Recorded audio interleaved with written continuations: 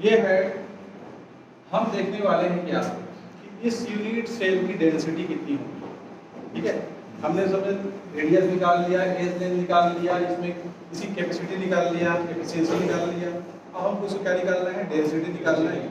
Density कितना होगा। ठीक है, अब ये सब चीज को पता है कि ये जो एज लेंथ होता है ये ए होता है। ठीक है, यहाँ भी मैंने बता दिया कि ये जो एंगल है ये अल्फा है, ये जो एंगल है ये क्या है, बीटा है, ये जो एंगल है वो क्या है, गामा है। इसको कहते हैं ए, इसको ये कह रहे हैं, ये क्या है बी, और ये क्या है सी। इसमें यदि हम देखें इसका जो सेल पैरामीटर है, सेल पैरामीटर यदि हम देखें तो क्या है सेल पैरामीटर, ए बराबर है बी बराबर है सी, तीनों बराबर है। अल्फा इक्वल टू है बीटा इक्वल टू है गामा इक्वल टू है मैग्नीट्यूड, क्यूबिक यूनिट से ये आपको पता है। अब इसका जो वॉल्यूम है, वॉल्यूम ऑफ यूनिट सेल ये भी हमको पता है, वॉल्यूम ऑफ यूनिट सेल कितना है, कितना है यार, लंबाई गुणी चौड़ाई गुणी ऊंचाई, घन का आयतन, इस घन का आयतन कितना है, सभी ये हैं तो एक क्यूब है। ठीक है, यही है ना जी। अब इसमें हमको डेंसिटी निकालना है, घनत्व निकालना है। तो घनत्व बराबर क्या होता है, घनत्व को डी से दर्शाते हैं। घनत्व बराबर क्या होता है, द्रव्यमान मास अपान क्या होता है, वॉल्यूम, अर्थात घनत्व बराबर द्रव्यमान बटे आयतन। D equal to m by v लिख देते हैं इसको। D इक्वल टू समझ जाना, m भाई क्या है v, m क्या है यहाँ पर मास है, v क्या है वॉल्यूम है, वॉल्यूम क्या है आयतन है। घनत्व बराबर द्रव्यमान बटे आयतन।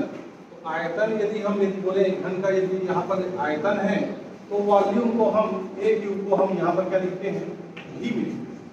ये जो दिखाई दे रहा है ये कहाँ आ जाएगा, v में आ जाएगा। वॉल्यूम में क्या रखोगे, इसका आयतन रख दो सीधा। ठीक है, तो D equal to mass by volume.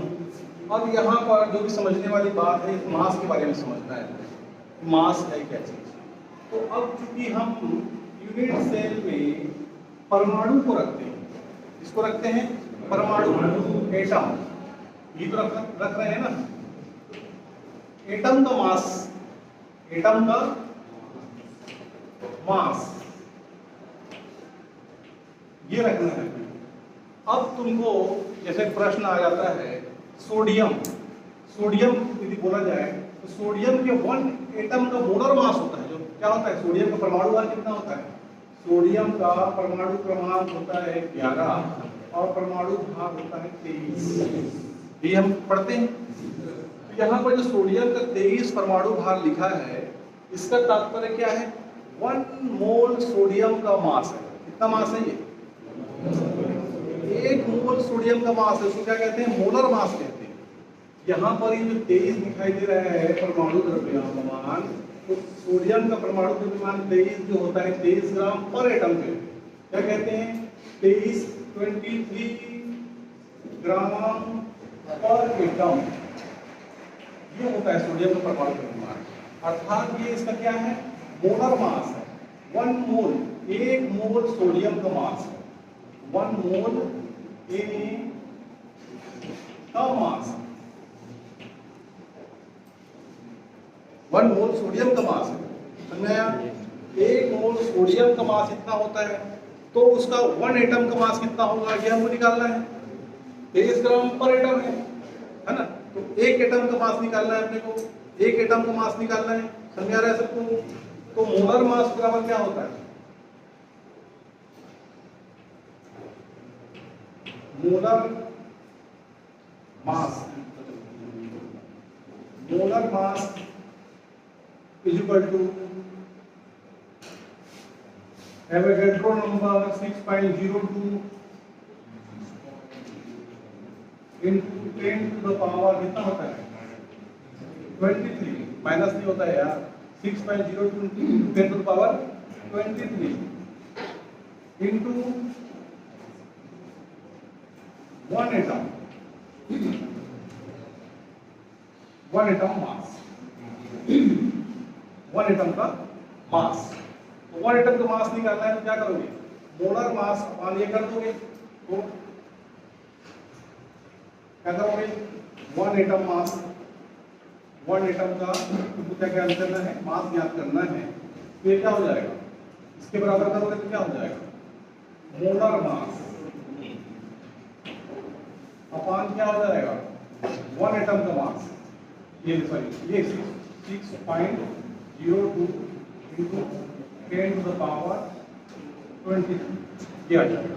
तब तुम्हारा 1 एटम का मास निकलेगा। तो मोलर मास तुम्हारा दिया है, कहाँ दिया है, फिर इस तरह उसको डिवाइड करोगे किससे, एवोगैड्रो नंबर से।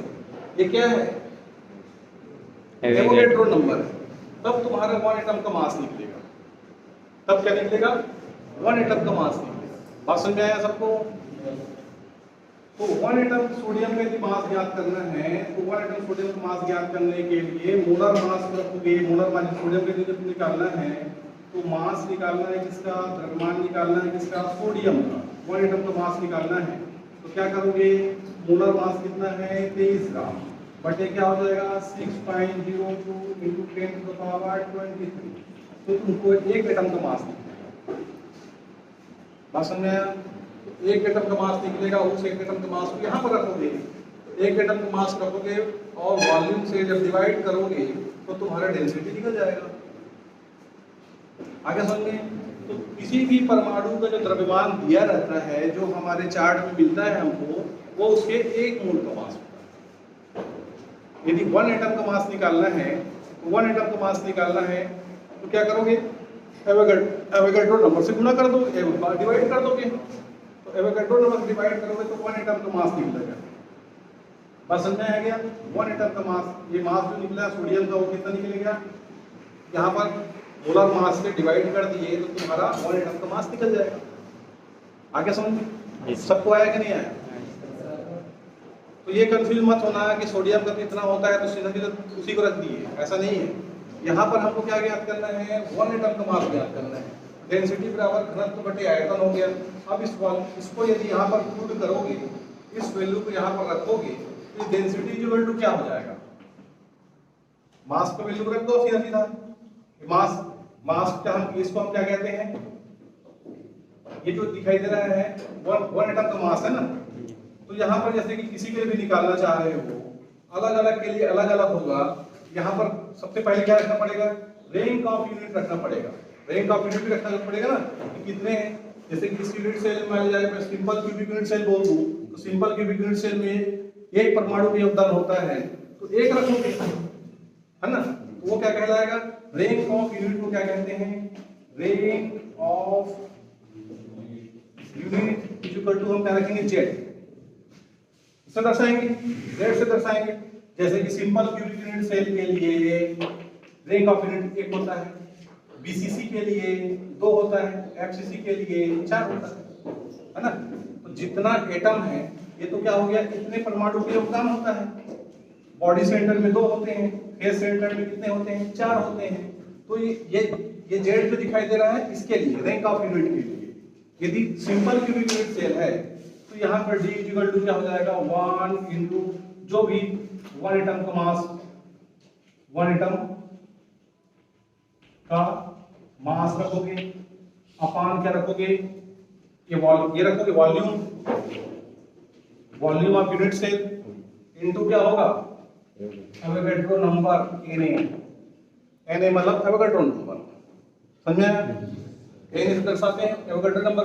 वॉल्यूम रख दोगे, ये वॉल्यूम जो है V, इसको V से दर्शाओगे तो V लिख दो, यहाँ पर ये वॉल्यूम लिख दिया मैं। ये फार्मूले में जब वैल्यू रखोगे तब तुम्हारा क्या निकल जाएगा, डेंसिटी निकल के आ जाएगा। समझ में आया कि यूनिट सेल की डेंसिटी कितनी होगी, है ना।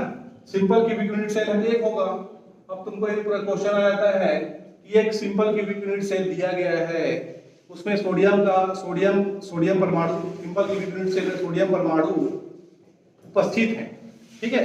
उसकी डेंसिटी कितनी होगी, डेंसिटी कितनी होगी, ये घनत्व कितना होगा। तो सिंपल क्यूबिक यूनिट सेल तुमको ये पता चल गया कि जेड इसका 1 होगा, ये पता चल गया, हो गया। और सोडियम परमाणु के लिए ये निकालो, 1 एटम का मास निकल जाएगा, उसमें यहाँ रख दो। रेंज ऑफ यूनिट एक है, वॉल्यूम ए क्यूब है ना, ये वॉल्यूम रख दो वहां पर, वॉल्यूम दिया रहेगा उसको, वॉल्यूम क्या रहेगा, दिया रहेगा, और अवोगाड्रो नंबर से नीचे अवोगाड्रो नंबर रख दो, नहीं यहाँ पर मोलर मास कर दो, क्योंकि यहाँ पे अवोगाड्रो नंबर रखा हूँ मैं, यहाँ पर क्या करोगे, मोलर मास कर दो, क्योंकि यहाँ पर 1 एटम का मास अपन ऐसे निकालते हैं, तो यहाँ पर चूंकि एन हम नीचे में रख दिए हैं, तो यहाँ पर क्या हो जाएगा, मोलर मास, और यहाँ पर क्या रख दोगे, Z, ये Z, समझ आ गया। तो D = Z क्या है, रेंज ऑफ यूनिट है, ये क्या है, मोलर मास है, ये क्या है, वॉल्यूम है, ये क्या है, Na है। तो यहाँ पर एक बार और लिख देता हूँ, यहाँ पर लिख देता हूँ, है ना, इस तरफ यहाँ पर D क्या है, डेंसिटी, D क्या है, density of unit cell, of unit cell, और ये mm क्या है, मोलर मास,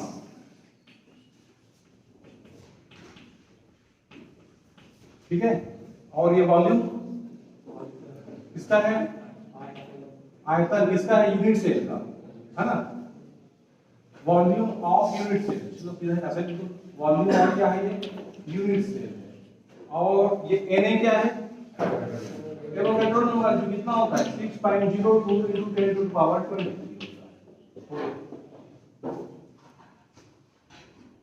अब ये सब वैल्यू को रखोगे तुम्हारा आंसर आएगा। अब इस पे न्यूमेरिकल दिए, अपना बुक्स में देखो और न्यूमेरिकल बनाओ, सही वैल्यू पुट कर दो तो